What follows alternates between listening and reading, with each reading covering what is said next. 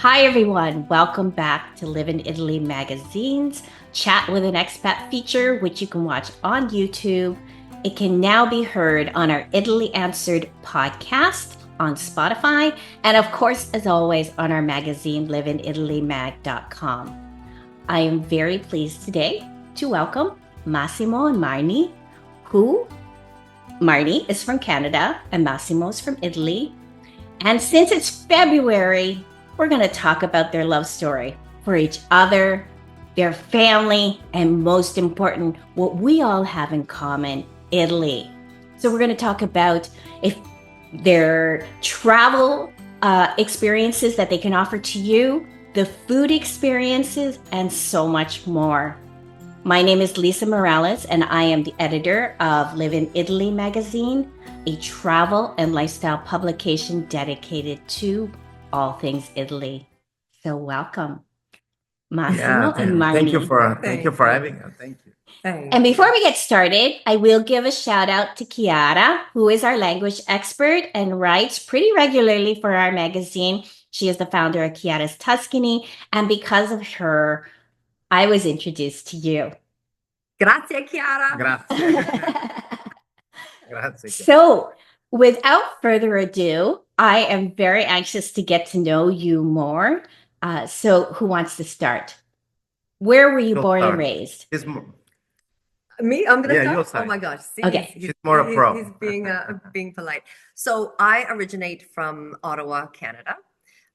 So I was born there, and I had moved from my career to Toronto, where I met Massimo. So he was already in Canada as an immigrant himself. So yeah. Yeah, like I moved there like in 2001.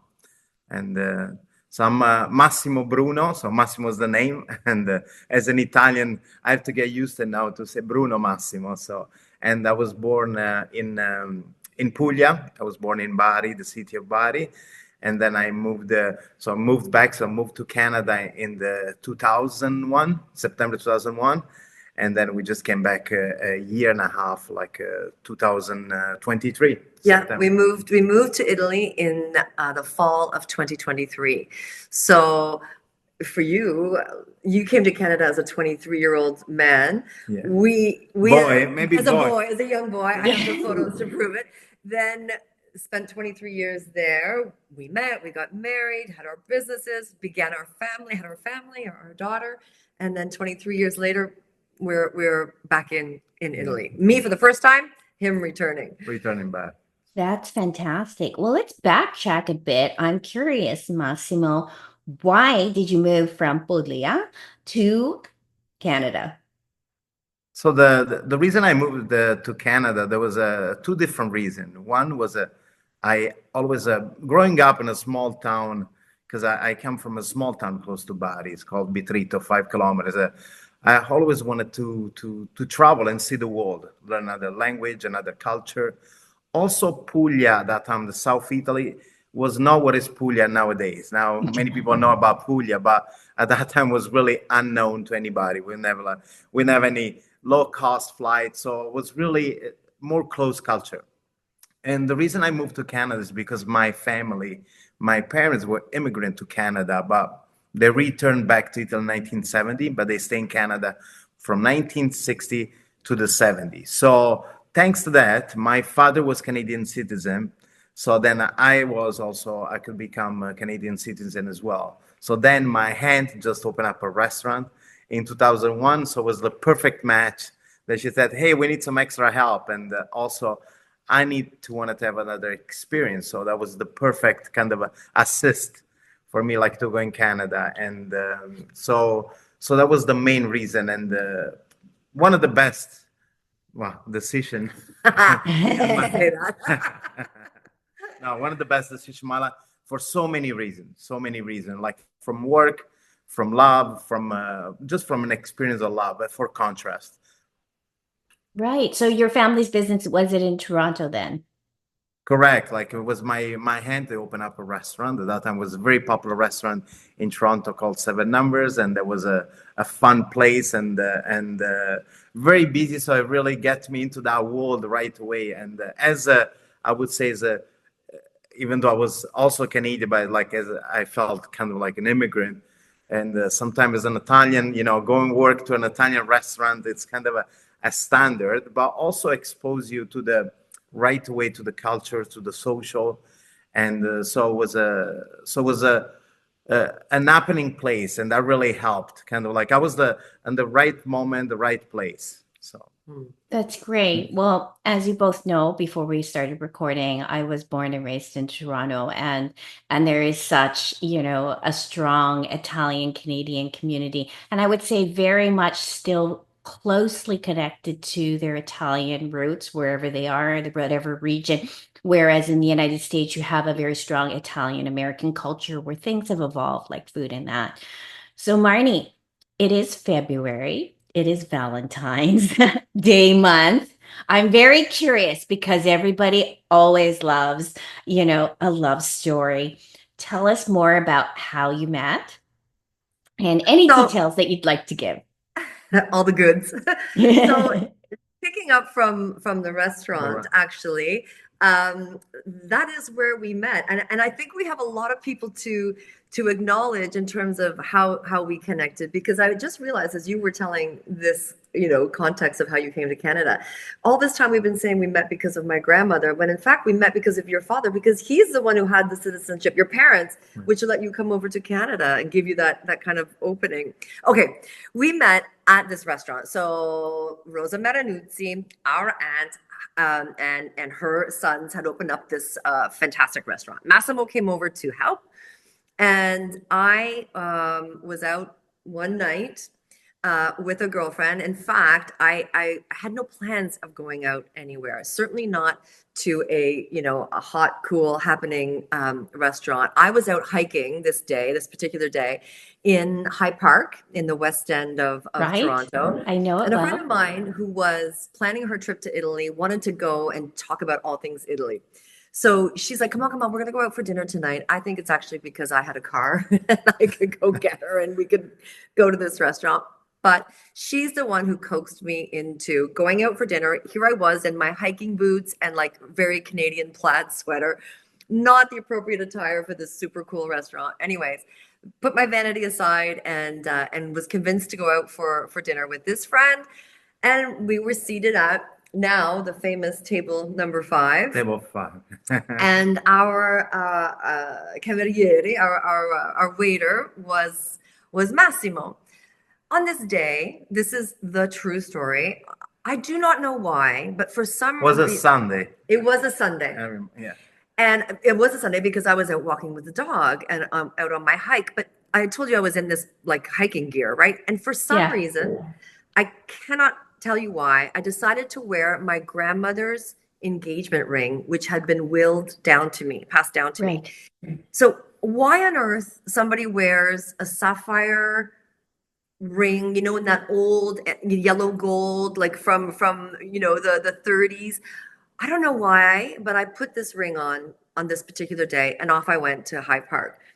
So my friend, over the course of our meal, notices I'm wearing this sapphire ring, and the only finger that it fits on, true story, is the wedding, finger. I am single. I am a career woman. I am not wed, but this is the finger that it fits on. She then notices this jewelry and asks me about it.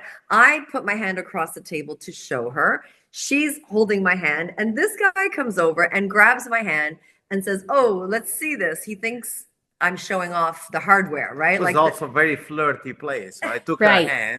Yeah. And so let's see the hardware, right? And an engagement ring. Was the lucky one. And I'm like, no, that is not that kind of ring. And so. But she answered in Italian. Okay. So this is why speaking Italian changed my life. Literally. So she answered in Italian. I was like, wow, I didn't expect that, because clearly she doesn't look kind of Italian and Scottish Canadian. background. And so when I hold her hands, there was already some electricity going on. So there was already some Wow. chemistry, special chemistry, and so that's how we just start talking. And then also our friends Sylvia said, "I'm just going to the washroom," and and they left us alone.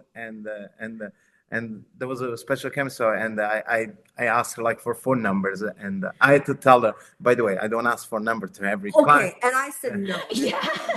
There's no way you need another phone number. Like, there's no way. It was like the hottest, restaurant written up in GQ, New York. Like, it wasn't a happening place. I'm like, you don't need another phone number. I don't think so. And he's like, no, no, no, no, I never do this. This is my family's restaurant, my aunt's restaurant. And I look behind me, and behind me, watching the whole thing, is Zia Rosa, who like my aunt, now my aunt, who Yeah. wins. And so I kind of got the head nod from her. So I acquiesced. I gave him my number, and in Canada, like the way it goes in the dating scene, at least back then, in early 2000s, guys would wait, 3-4 days, like play it way cool, like not wanting to look too eager or too into you. And so I didn't really figure I would hear from him, to be honest. For me, they told me you have to wait 3 days. I said, "Ma, porca miseria." I said, tomorrow is Monday, and plus was my day off. And I said, I'm not waiting 3 days to call. So he called the next day. I was at work, and we met after We met work. right in the middle, and then we happened to be where the others lived on the other side, worked and met on the other side of the city. But happened that we were living 3 blocks away from each other, True and so story. then we met. We had the same subway stop. So we met. I said, Wow. I called her. I said, okay, I can meet you when you're coming from work. And I was hoping she would dress. I liked her, but I was hoping she would dress nicer because she had these flannels and looked like a Yeah. lumberjack. So me as Italian, I was maybe more like kind of stylish. And Okay, wait, Yeah. you think you were stylish? He was new in Canada, still wearing his pants up to here. Like he was still very vanitos. Like, the next day we went out. He was glad to see that I was more put together. We went for ice cream. We went for a crepe. We went A for a crepe, crepe yeah. on the Danforth. And I knew something was wrong. I couldn't finish the crepe. So and I said, oh wow, something, because I'm a, Because I you love had my- butterflies. So we were introduced by my grandmother, but today I think also your dad had a hand in this. And then everyone in the role, looking back, everything kind of it's like a puzzle that match. So there's Right. I don't have any Italian heritage, so I'm like, really the Canadian Celtic mix, British. So Irish, what's the Scottish. grandmother connection, and where did you learn Italian then? So the grandmother connection was that I was wearing her ring, and it was Right. strange that I Okay. put Yes. that ring Sorry. on. Yeah. You know what I mean? I Like, was that's so it. overwhelmed by this love story, but yeah, it was the ring at first, not an It engagement was- ring. It was the ring, her ring. So that, and then I learned Italian. So my first trip to Italy in 1999, I went with my girlfriend, my dear girlfriend, Ange. So Angela Casagrande, my longtime childhood friend, and I went on a trip to Italy, and we had a really clear agenda, like Italian men, Italian handbags, Italian shoes, like, and some culture. So we were there, and like by the third day, I was responding in Italian. I could pick up the language. I didn't know then how come. From Ottawa, I had French as a base. I was in French immersion Right. in later high school, but we discovered later that my mom, who was a nurse, was working 12-hour shifts. So my babysitter for the first 8 years of my life was Agnes Bazana. And she was from the Udine region, from Pordenone. And I grew up in her downstairs kitchen and her backyard with pheasants and hens and rabbits. Like, I saw a lot of creatures hanging ready for the pot. So I grew up with her, and Vanya was my very first friend. So I think it was that I heard it from such a young age. Now a mother myself, realizing how the walls always have ears, I was absorbing Italian for the first 8 years of my life, unbeknownst to me. And then something unlocked when I was in Italy. And truly, for me, it was the place I felt the most alive ever in my life. It was Yeah. transformational for me. Well, that kind of So, answers my next question, which was, but that was such a great love story. I don't even want to ask this question, which No, is no, no, no. besides Massimo and this beautiful love story, what was your first connection to Italy and that love, like you said, that you so didn't realize, that kind of sealed the deal for you as far as moving to Italy? yeah, you know what? It's funny. All through our marriage, my family, we would come every year, 2, 3, 4 times a year. Like we spent whatever moment we weren't working, we were in Italy for his work, but also to see family and also to make sure that we gave Francesca, our daughter, her heritage, her family. My Right. brother, I have a small family and he doesn't have kids. So there wasn't like a big family and cousins waiting in Canada. But they used to joke with me and I said always, my bags are packed. Oh, they're ready at the door. For me, the experience of being a part of a family, there was a sense of belonging that I didn't have in my growing up years that I felt here in joining Massimo's family. Before I became a part of Massimo's family, I had a transformational experience in Italy. It was life-changing for me. The trip I referenced with my friend Ange. Mm-hmm. For me, I had long struggled as a young girl and young adult. And at that point, when I first came, I was 29 years old, so I was a full adult. Really struggled with self-worth, self-esteem, self-confidence, and my sense of beauty. It had been this stopping point in my entire female life. Wow. And I had a transformational moment, like one of those, you know, pivotal moments where you look back on your timeline and that was the moment of change. And it was happened for me in Florence. After having a fight with my friend, I was jealous at how much attention she was getting. She was stopping traffic in her beauty and just her natural way of being, and I was invisible. Now, I I was invisible to myself, right? Since I've Mm-hmm. since done the work and I work with leadership development, working with women. Okay, I've learned that now. But in that moment, we had this big falling out. She left me alone. We went our separate ways this particular night in Florence. And at the base of the Duomo in Florence, this incredible pink and green marble structure, I had the first awareness that true and lasting beauty can take a long time to cultivate. Here I was at the base of this structure that took over a century to build, and that it wasn't too late for me. And the beauty of Italy opened my heart and opened myself to myself. And the truth and my friction and seeing the ugliness of myself amidst all this beauty. Not the ugliness of what I was, but of my behavior.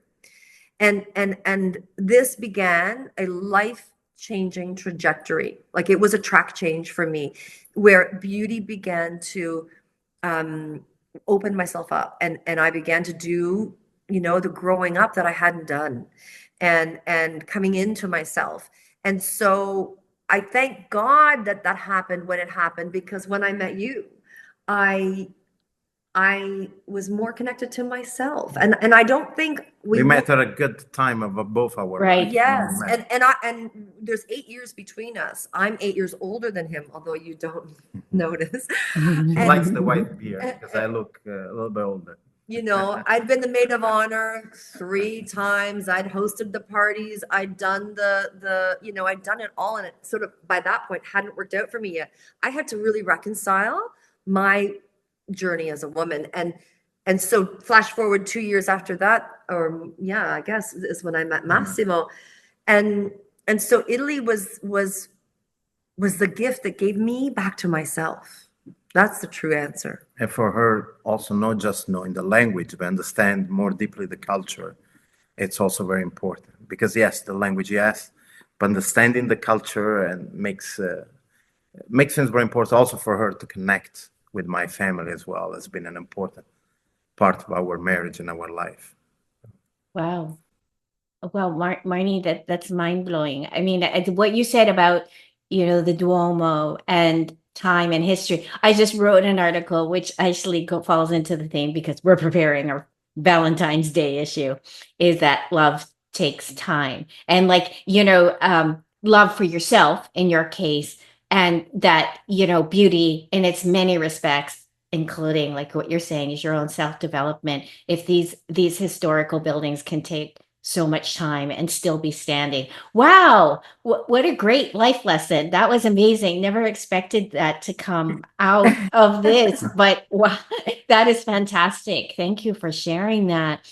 So you moved back, remind me again what year it was, to Italy from Canada. 2000 September 2023, we moved. Because we 2023. got permission from our teenager. Yes. Oh, okay. So that's it. So Francesca was raised for the most part in Canada, for her early years. But now does she live with you in Italy, or is she Yeah. back and Yeah. forth? Yeah. No, we're here. We're set here as our base, and we go back and forth for work. Okay. But we are a unit.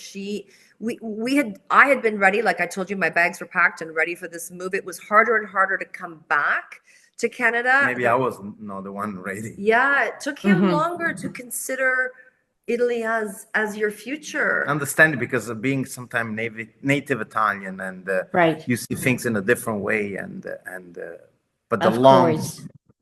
the long term for us coming back to Italy, was always was part of our project. We didn't have 1 year to come, but definitely were made the switch really fast. It was when my daughter, at that time she was 13, and because we always asked her, what about we'll go for maybe 1 year sabbatical and we'll try it an international school in Italy, just to try out, introduce her like to the European life. And she was like, no.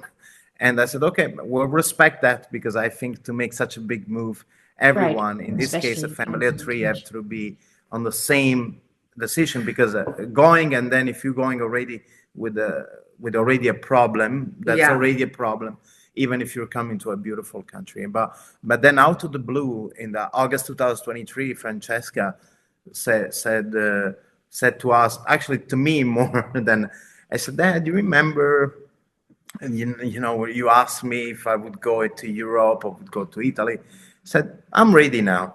And how old was she then? Can I ask? She was 13. No, she was 13. So Francesca was 13. So as a teenager, she decided, well, I would say that's unique, because usually it's a teenager that doesn't want to make a change because, like, their friends and. Sorry, 14. Sorry if I. 14. No, but 14. still a teenager. Yeah. Yeah, and not even in high school yet. I actually think we can credit, that's the upshot of COVID. One of the difficulties of COVID is that the kids didn't create some of their bonds at certain moments because of this, hybrid situation. And so I think that the connection with friends and school, they weren't as deep. They were so displaced for those 3 years, in fact. And so I think that we had the benefit of that she was not so tethered to her social group in that way, such that she was open to such an experience. And the moment she said she was open, we were like, we were shocked. Then we were looking this into. Game is on. Then we said, okay, maybe we'll go next year. We didn't think this was in April, so she was 14, and then we were away for a May long weekend. The first May long weekend, we had a place and by the river. And I remember going through, like, okay, going to international schools. We started doing the research, and then. So then we decided at that moment, okay, Bologna seems a good city, seems everything we need, but to have an international school, because we were looking at international school. Right. But then we started doing, many things. One of the reasons for us was to go back to Italy, stay closer to the city, to the family. To the family. So in this case, Puglia. And then also going to Bologna is not where we wanted to leave also. It wasn't the end game. It was not the end Puglia game. was always the end game in terms of retirement. And then also there was another part. I said, if we make this change, I thought that if you go to international school, it's a great experience. But then she's probably gonna live in a bubble, not being really into the Italian culture. Right. So I said then also, and they're also expensive international school as well. So there's also cost associated that to some decision. So then we said that during that long weekend, I said, well, if we make a change, either we make a change, so we embrace the culture, like full on, going to Italian school might be difficult at the beginning, but on the long term, we're part, her in particular, part of the culture, or we don't make a change. And you were the one to bring that up. I, as the mother, was like, we can't put our child in grade 9 in a public school in Italian, like cold. That feels cruel and unusual, you know, like it's such an extreme change. She speaks Italian, she spoke Italian at that time, but conversational with your cousins, with your nonna. And But go to school is a go to different game. school It's to a different study, game. it's a different Right. game. Right. And, Especially when the educational system is so different. Mhm. Vastly Correct, different, correct. vastly different. And Yeah. and Massimo's the one who said, like, let's ask her. And Ask her. so then Right. we asked her, and she said, she was like a little bit, yeah, okay, so Sure, I I'm could do okay it. with that. And but that was the idea, was to move 2000 the year after, so not Because that would be normal. No, Normal people would plan a transatlantic move a good 12 to 18 months ahead. But we're just not that normal. But then we were coming back from that weekend, the long weekend. And I was in the car, and my mind was like 14, grade 8, grade in Italy, grade 9, which is in Italian is the primo superiore, is the beginning almost of a new school, new system altogether. Right. So I thought it was a very, we might by 1 year, this is what was going through my mind, I would miss maybe like the boat. And also because remembering a friend of mine when I was in Italy, that he came at that time from, he moved from New York to Italy and started to come like on grade 1, so primo superiore, so grade 9 in Italy. And therefore it was very good choice, good moment to move. So then that's when in the car, then I said, what about we go this year, this September? And Francesca right away said, yes. And Marnee was like, oh my God. Nearly had a heart attack. I was like, that's fantastic. So think of it. It's May, and we're instead of going to end of May, instead of going to move a year from now, we're going to shorten it and move in 3 months. And on those 3 months, we actually 1 month we were supposed to come in Italy. We were already booked to be. So in we Italy. really had 1 month and a half in Canada to actually pack, sell. I it's all blacked out now. I don't know how we did it. I really don't know how we did it. We got rid of 80% of what we own. True story. Sold cars. Like we packed to ship, across the Atlantic. It turns out when you're deciding if it's worthwhile to put into a sea container and send across the Atlantic, you're very discerning about what you decide. Very selective. But very selective. Yeah, of course. Chuck, we got rid of so much stuff. So we changed from a 4-bedroom home to a 2-bedroom condo. So we were moving into a smaller space. So anyway, You are in Puglia then. in Puglia. Correct. Yep. We're Okay. in Monopoli. Yeah. Monopoli Okay. on the Adriatic. South of Wow. Bari. So we did it. We pulled it off, and we found a town from Toronto. Think of Toronto now, almost at 8 million. We're in a town of 50,000. And it's Town she didn't know, by the way. That's the other thing. We knew we wanted to move, but many times we looked different place. But this place just came out. I don't know how or who. Right size, the schools, maybe the sea, good for tourism, is also for our like businesses and work as well. So, but Monopoly came out. She came, but she could barely remember. And then, but it was. It's been an amazing It's choice. been an amazing choice. Truly, truly it has. It's half an hour from all of our family. So we say that's far enough that somebody has to call ahead to make sure you're home.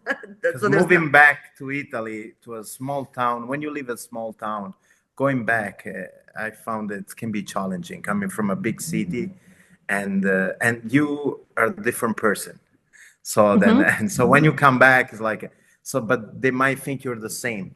So it's no one's fault. It just, so then you have to challenge that. I think that little distance, we're close enough, and we see family every week, once or twice a week at least, and it's a good size. So Francesca can go to school in the same town, so we don't have to commute, which was also another big part of it. Yes, not every town has a high school.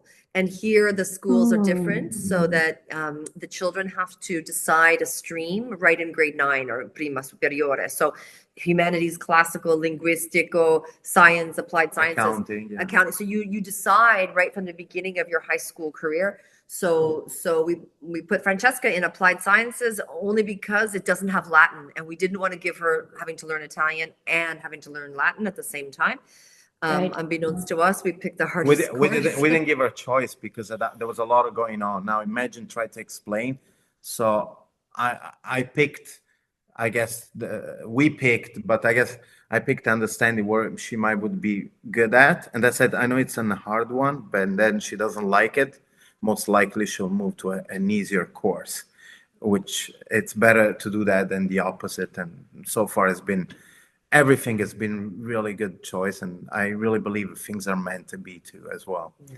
Sure. So and She's looking back, so many things really came together, and so Well, that's an incredible story. And if Francesca ever listens to this, bravissima.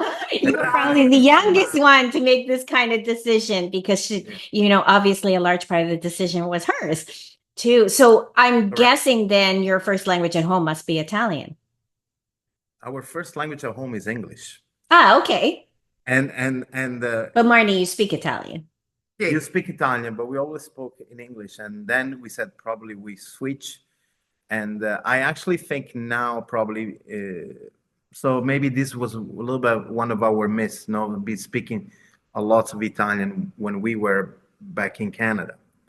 But now, by speaking English in Italy, actually, I think it's a benefit. So she doesn't lose, Sure. because most of her day now is in Italian. So I said, okay, now actually I see that as a benefit, and that's how we communicate. So and That's true. The exciting thing is we underestimated this, how what an asset English would be in the European Union. Remember, so now she's an Italian citizen by birth. Right. Here she is. So her university choices, is within 27 different countries. So and there are English speaking universities also within Italy. So Right. it's an advantage. So we speak English at home to keep that up. Of course. And she's studying and Yeah. working and learning her Italian. So I really want to get into your businesses and your professions there and what you've done. But just one quick question. Have you decided though where she will go to university? Do you feel it would be somewhere in the EU, in Italy or Canada? Or is it up to Francesca? it's up to Francesca. And to be honest, I think she just learned now that she can go anywhere in the European community. So those are things that now she's like, oh wow. So it's still early because she still has also in Italy you go up to grade 13 Right. before going to university. No, grade Yeah, 12. it's 5 in years high Canada. school. Mm-hmm. It's a 5 years and that, and also she's happy to learn that some schools, some university now in Italy have also English option, and so she was happy to hear that, and right now it's really early, but It's too so early. she has some interest. She's intrigued by Bologna University, being one of the oldest, and also they have some English course, and seems also there's a good vintage stores. We don't know yet. It's early days. Yeah, to no, say. that's okay. No, but but the point is, I guess anybody who's thinking about moving to Italy with a family, that there's that your door is open. There's so many opportunities. That is Correct. absolutely true, and I could see that lit up for Francesca. She's like, wow, so I could look at Germany. Oh, wow. That's definitely Fantastic. yeah. And so Canada too, And right? Canada Like too. you never know. Like again, it's early. You never know. Like at this age, they Right. change mind It's- often too. It's just the advantages if you have that opportunity to have, dual citizenship is always great.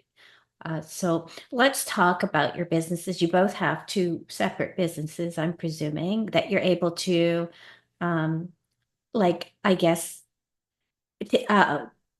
I won't say take advantage, that's terrible. That you have your experience from Canada and maybe your network there, but then you're also able to offer these experiences for foreigners and travelers in Italy. So who wants to go first? Well, okay, so And please name the businesses as well. yes, We'll put the oh, links thank you. below at the end. Sure, sure, sure.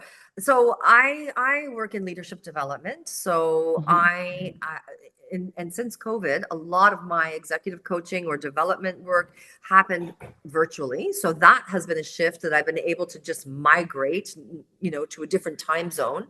And then I work with a consulting firm based in Italy that has offices across the European Union. So I work for example, in and out of Luxembourg on leadership development assignments for a variety of different clients. And then I still have my Canadian clients. I just work an afternoon shift when I'm developing programs for them. So an example, I work with specialization in developing emotional intelligence in the workplace.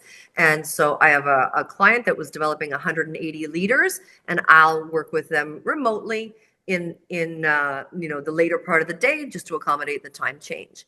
So for me, the relocation to Italy was pretty okay on my business front. I didn't expect to find work in the Union in Europe as quickly as I did, and I've been really fortunate to That's fantastic. to do that through a network. A former colleague and friend of mine in Canada who connected me said, "Hey, you're moving to Italy. I'm going to introduce you to this consulting firm." So I do that, and then my passion project is called La Bellezza, and you can find. I'll send you the link. La Bellezza experience.com, and then on Instagram labellezza.experience. And I work with women using Italy and beauty and coaching. So I've been coaching for 23 years alongside the 30-year marketing communications career.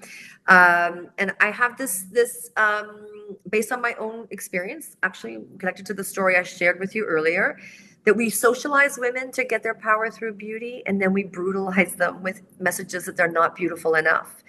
And using leadership competencies, life leadership, and coaching principles, I work with women to develop and deepen their personal foundation and get out of this beauty racket and onto developing who they are and bringing themselves forward and their ideas to the world. So my passion project is La Bellezza, where I do tours in Tuscany using the art and architecture, food, culture of Italy to open up using, of course, beauty, and working with different experts, stylists, art historians, incredible women. And I do these experiential learning tours and retreats based here in Italy. Wow, I love that. So the tours are going to be in the Puglia area, or you would organize some outside of the So area, the region? La Bellezza specifically so far exists in Tuscany using the Renaissance. So we start with art. And Florence, there's just no other mecca of art and the architecture. Beauty. So we the first La Bellezza I hosted last September, and the women immediately said, "Okay, where's the next one?" So we're developing something for the Puglia region, which has lots of beauty. There's no region in Italy that doesn't have beauty to offer. So we'll be doing another tour here in the Puglia region about artisanal living, like what it is to design and create your life. So La Bellezza in Tuscany is the exploration of yourself and womanhood through the key of beauty. And then we'll see where it takes me from there. So that's my passion project around empowering and educating women to develop who they are. Love that. That's an amazing Come to Italy. Yes. We can continue this conversation. I know. I love the idea. Okay, Massimo, tell us. Wow. How do I know it has something to do after with food, right? after that? Yes, yes. with food like and more. So the my current business now, it was almost the same. There was also in Canada, but maybe in different in different ways. So before in Canada, I was a chef. I'm still a chef. I used to do supper clubs, which are like feature different regions of Italy, and where people would come start that 19 years ago, and so was the idea was to feature Italy and the way of eating Italian. So we start with the region of Puglia, and then after that we done all the 20 regions of Italy. So now bring that. I always decided that now we're doing kind of the supper club here in a way that I now discover, organize tours, and I go to those regions. So we start. So the travel part of my business before used to be the hobby. Now it's becoming a little bit the cooking is becoming the hobby, and the tour part is becoming my job. My still is an hobby for me because it's something that I love. So I host tours in Italy in different regions. So right now I'm focused mainly on Puglia because it's my region, but also we've been doing Sicily as well, And I saw Sardinia. Sardinia. Sardinia also because it's I think a new upcoming region like to Nice. visit, and it's one region that really needs to explain more than any other regions in Italy. And we've done Tuscany also this year. We're replicated next year, and also we're just launching Piemonte. So it's an hobby because it's a way for me like for us also like to travel to Italy, learn more, and bringing the family feeling also in the tour. That's something I did through the cooking and also bring it into the tour as well. Say, I think it's part of being Italy is like feel like a family.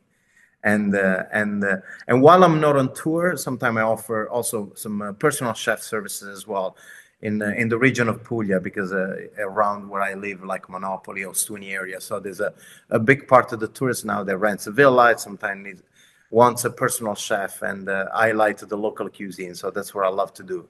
So everything that's to do with the Italian culture, and we're able to transform all our passion and love and hobby into our work. So which has been fantastic. So That's yeah. great. Well, you kind of touched upon my next question, which is La Tavola. And I was at lunch with it was I won't get in because I don't want to say the brand name, but it was an Italian, very huge winery, very well known around the world. So they had like a very intimate media lunch, and I was telling the CEO how we were talking about. I love that Italian expression, "La tavola non si invecchia," and I think I said that all right because I No, messed it up in no, another. yeah, absolutely. And he was like, "Oh, you speak Italian?" I was like, "No, no, no, sto imparando Italiano." I'm getting there, okay, guys. So, Yeah. which means at the table you don't get old. So, la tavola, just in itself, without the expression, is so important, and I'd love to hear your interpretation of that, philosophically speaking. What is important to you? What is that connector? What's important for me by recreate what I did even in my work, it was just not eating Italian food by eating the Italian way, which come back really sit on the table. And I would say also by when I left Italy, even though in this, let's say almost 25 years, also Italy's changed. And but that part, maybe from even until 2001, me growing up, the tavola be around the table was the most important part of the day. It's like I come from the south of Italy with lunch, it's sacred. And that's where all the family gets around the table. That's what we talk about. On a Sunday, that's where, there's an holiday. We have the special meals. And also these meals are also very long. So the table is it's like where you reunite. It's also that creates community. So, and I think it's an important part for every culture, not just Italian.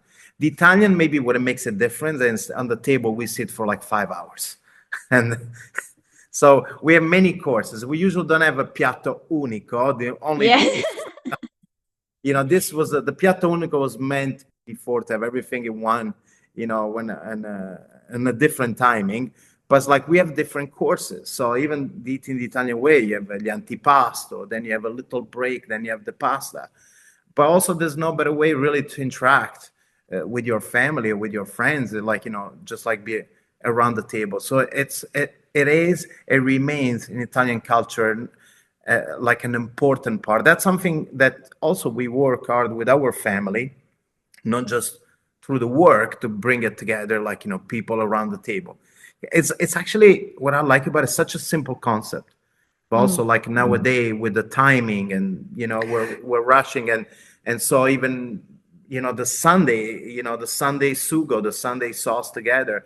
I think it's a great tradition, and we keep alive in our life, and I think that's important to keep it before our life, before even our business. And we are able to translate that into our business only if we do it, for us. So I think the two things are like are really connected. So the idea to be and know how to be around the table, also to be relaxed. I always recreate when I say the food, as I do, just simple, nice, authentic Italian, relaxed food. And that really helps to engage family style eating. So that also, the family style has been an important part. Just when you ask somebody to pass your plate, you already create an interaction. And that's also very important. And that I did, I would say, successful also in Toronto when I started 19 years ago. It was a very, very simple concept. The supper club, get around the table. But what I learned over the years, bringing that concept, so many beautiful relationship also we've been able to create around the table. It's amazing. I never had a sitting arrangement. People came because I knew magic would happen. And we had story like someone was need an important eye surgery, and just to say this is and sat next to one of the best eye surgeon in Canada and saved their eyes. And we set someone next to the door that he was actually the hairdresser they cut for the first time his hairs, and they sat next together, and people that went to school together. And this happen all the time. So I always say, if you create a good environment around the table, like the magic happens, and those connection happens. Right. And for it's not like your typical kind of business speed network working kind of experience. I love that. That's really great. No, It's no, very there's natural. there's No, no I know. turning That's the what I'm saying. This is table to very the second natural. seating. Very natural. Like it's You're coincidental. there for the night. There is no Yeah. other place for you to go. Your evening plans is your meal here with Yeah. us. Love And that. And it's a personal business. Sometimes, be having that business, but it's on your name, is like you creating, and I've been always not careful, maybe yes, wanted to grow, but be careful because you can lose, or even as like you said before, also be careful to be in some way commercialized, because that can take away from the authentic experience. So, Of course. and because honestly, Supper Club nourished something more than just your delicious food. It was the connection of being together and the time together, and so that belonging, like it wasn't a supper or a restaurant it was a supper club. You belonged, and it's like Hotel California. Once you're in, you can never leave. You have to come back. Yeah. And people did and brought their friends and brought their, so it was, we wanted them to feel like this was theirs and this was their table too. And the way you cook, the way you prepare food, is there has to be love in the food. And we've gone to lots of glorious, beautiful restaurants, and I've Right. heard you say, like, take a bite and say, there's no love in the food, right? Yeah. It's technically excellent, but it feels nothing. And this is what I think, La Tavola, really. yeah, it's That's also when like Nonna cooks, it's not just what she makes, it's the Right. experience. Because, my Nonna makes the meatballs. Maybe they're not the best meatballs you'll have in your life, but the experience on Nonna service like helps a lot. Oh my God. And can I tell you, as the new, when I first came to your table, like anything goes. So the wasps, my people, we don't talk about you with, in front of you. We wait for you to leave the room. At this table, no. My mother-in-law, you gained some kilos, huh? Like, Ow! she was so excited. We had come Yeah. from our nephew's christening. And the dress that I bought a week and a half later wasn't zipping. So she relished telling everybody at the lunch table this fact that I couldn't fit into my dress because she had sent me. But she didn't mean it in a mean, bad No, way. I know. But can you Just imagine? I was mortified. So this was in my early days in the family. Now I defend myself. Anything goes. It's not a quiet cutlery clinking only table. And also, you know, talk about the business. She's also very involved, also my part of my business as well. So we, right. you know, it's yeah, she's like, let's say her business, my business, but also it's kind of Of course. the cooking part and tour part is something we really I can do. tell that by your energy just watching you interact with each other. What a Okay. great team. You are. Thank You are. Thank That's Wait, amazing. That is really great. And of course I won't get it into today, but I was curious when I opened up your website, Massimo, with the Sardinia, and you're saying a region to discover. Because I think Sardinia was originally, we thought it was like, you know, kind of this yachting place and stuff like that. But I think a Blue Zones has really helped that and will continue to help it. Hopefully in a correct way of tourism, because we don't want people just flooding these small towns, you know, just like, no, but again, that ties into everything that you're talking about, that connection and the authentic cuisine and things like this. And the relaxing, which you said, which is really key, is it's not just like, you know, because sometimes we go into, you know, the traditional Italian restaurant here, you know, in the United States, and you do see multiple courses. And it's not so much all that food that you're consuming, it's the fact that it's over time and that you're relaxed. And so, you know, there's a completely different science to that, you know, if people are worrying about their weight and stuff like this, is that, you know, it's the conditions that you bring to your eating. And like you said, it's a very definitely. relaxed. And so that's amazing. I mean, I wish we had, you know, 2 hours to talk, but I would love to get No, into that. But no. hey, we'll just keep on in touch with you, you know, and watch how you grow and develop this, you know, this mutual business together. Because to me, that's all what Live in Italy magazine is about the whole person. And it seems like you've really captured that. So Well, as you know, yeah, the sorry. relationship to time. Exactly. Yes, No, of no, just course. as you were saying, the Time. relationship to time. Exactly. Time is time. We control it. It's in our hands. So as you know, this part of the magazine is called Chat with an Expat. And over the years, I guess what are we, 4 years going on our fifth year? Some people have not liked the word expat, but it's cute and it rhymes. But I always like to ask, what is your definition of an expat? You know what? It's interesting because we ourselves don't identify ourselves as expats, interestingly, Okay. right? I Mhm. don't know if I'm just being, um, you know, but I think I already belong in Italy, or it's where I claimed it. I claimed Italy as my own, Mhm.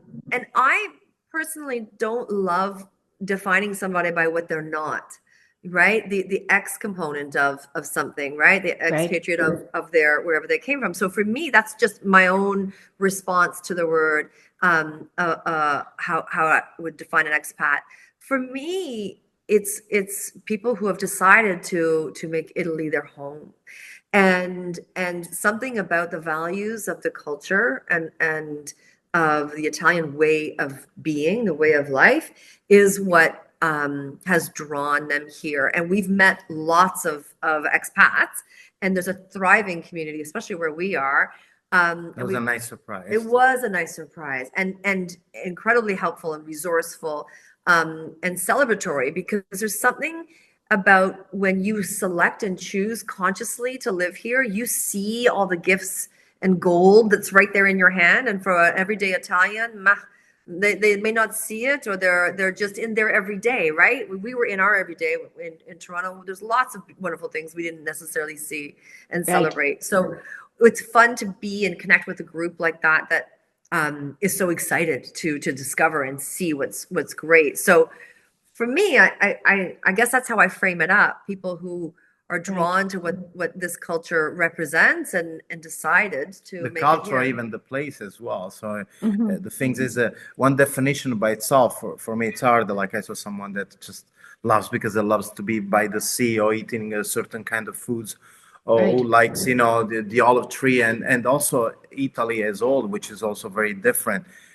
region to region, and so it's just I think what also helps is the connection nowadays also like makes it easier for, let's say, an expat. So you have the choice now also to live in this beautiful country, but still work and with a different country. So Yeah, I do know some folks so like me who have, continue working with clients. They're not everyone's retired and not working, so virtual smart working has lots of people who are new to Italy. But I don't call them, like in Canada, we would call people who are immigrating to Canada new Canadians or something like this.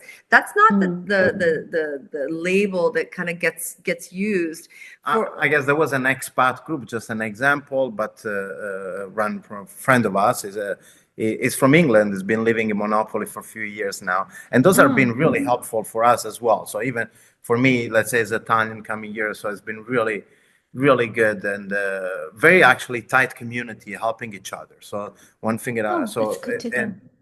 and Marco, but an example, they changed the name exactly of the group, the WhatsApp group, into Friends of Puglia, and I guess and there we're talking about England. The great things is to see people from England, Holland, Australia, Brazil. I see a lot of interest now. People like from Brazil also, and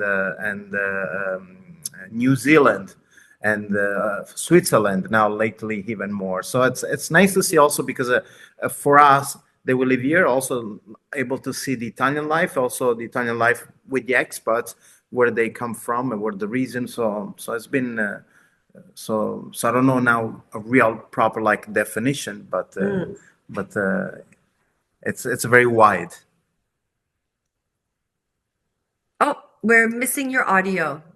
I don't know. Not yet? Oh, your headset died. That's happened to me before. Oh, that Hang on a second.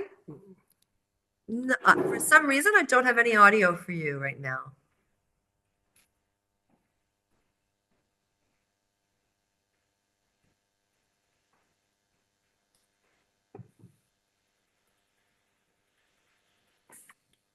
Still no? no. I wonder if it's still going through your Bluetooth.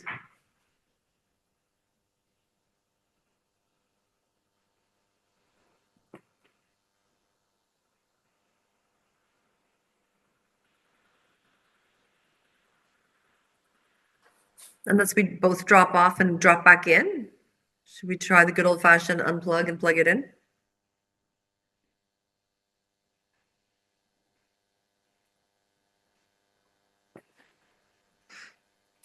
Do you want me to send a little note?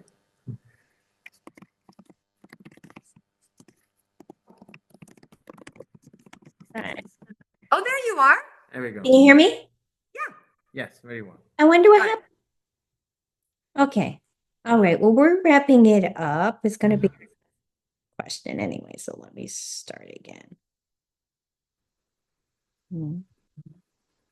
Oh, okay. Obviously, I have a big chunk to edit here. Oh my God, yeah, sorry. No, it's okay. I don't know what happened. I guess it could have been my AirPods. But anyway, so in wrapping it up, I always ask this question as well. And one thing I was going to say is that a lot of people have said that they're not expats. They could be immigrants. They could be citizens of the world. That is definitely my favorite because from all of our different experiences living in different places, that makes us who we are today. So I think that's a great definition for the two of you.